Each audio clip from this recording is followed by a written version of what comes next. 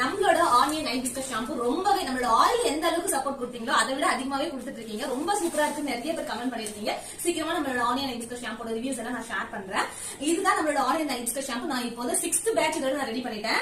Last time நான் வந்து pH level test பண்ணி வந்து ஒரு வீடியோ போட்டிருந்தேன். அந்த pH லெவல்னா என்னன்னு கேட்டிருந்தீங்க.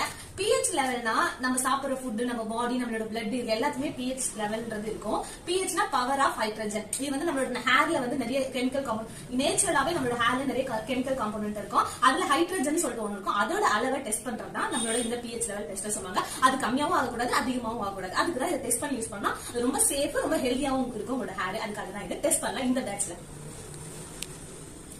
இங்க பாருங்க, இது மாதிரி எடுத்துக்கணும். இது ஒரு pH லெவல் ஸ்ட்ரிப்.